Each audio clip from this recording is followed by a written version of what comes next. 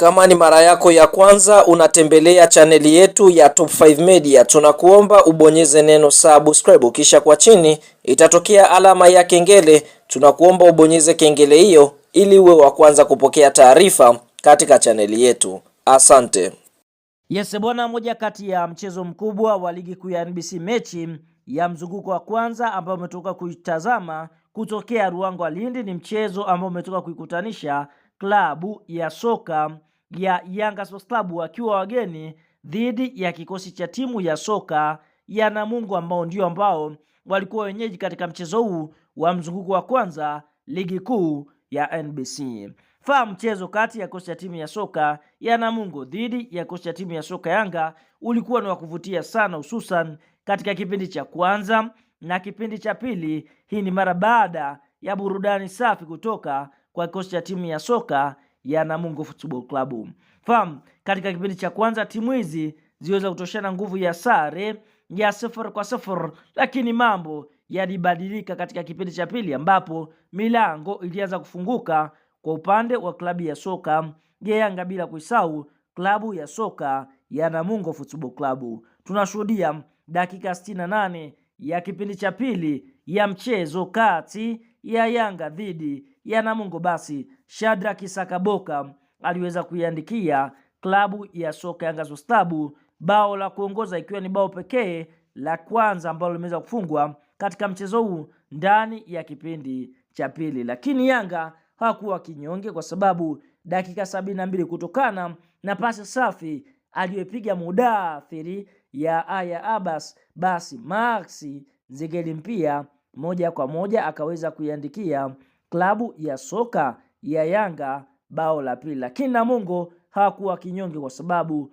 waliendelea kulisakama lango la klabu ya soka ya Yanga, na ndipo dakika ya 76 kupitia kwa mchezaji Albert Lukindo akaweza kuiandikia klabu ya soka ya Namungo bao la kufutia machozi. Lakini tutashuhudia Namungo na klabu ya soka Yanga Sports Club zikaendelea kusakana, lakini mpaka mwamuzi wakati anapuliza kipenga chake, basi klabu ya soka Yanga wameweza kuondoka na alama Ruangwa Lindi wakiwa na mabingwa watetezi wa ligi kuu ya NBC dhidi ya kikosi cha timu ya soka ya Namungo Football Club. Katika mchezo huu mara baada ya kumalizika, kwa sasa Yanga wapo nafasi ya pili wakiwa wamecheza mchezo mmoja pekee. Basi mchezo huu wameweza kushinda wakiwa na faida ya mabao mawili, kwa wakiruhusu bao moja na alama zao 3 katika nafasi ya pili. Lakini Namungo ambao wametoka kupoteza, wao wapo nafasi ya 13 wakiwa wamecheza mchezo mmoja, wameupoteza wakiwa na alama 0. Kondo hivyo Yanga ameweza kuanza kampeni yake ya kuweza kulisaka taji la ligi kuu ya NBC kwa mara ya 6 mfululizo. Kabla ya kuendelea mbali, tuambie neno la comment mara baada ya mchezo huu kumalizika. Je, katika mchezo wa Yanga dhidi ya Namungo, je, ni mchezaji gani ambaye umeweza kuvutiwa na kiwango ambacho ameweza kukionyesha katika mchezo huu wa leo kati ya Yanga dhidi ya Namungo Football Club?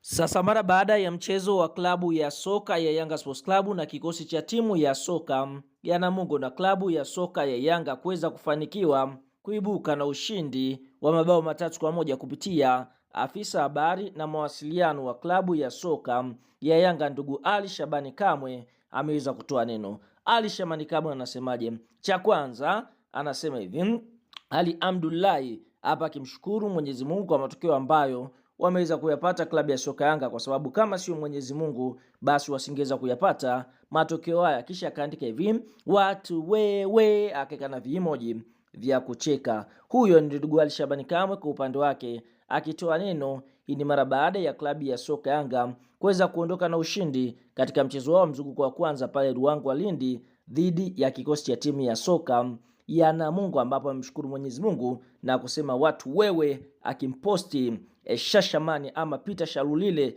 miongoni mwa mchezaji ambaye aliweza kufanikiwa kufunga goli ukiwa ni mchezo wake wa kwanza wa ligi kuu ya NBC. Tuambie kwenye comment section kwa hiki ambacho amekisema ndugu Ali Shabani Kamwe. Kwa upande wako wewe unaiona Yanga ikienda kubeba ubingwa wa Tomon katika comment, na sitakuja kuyasoma.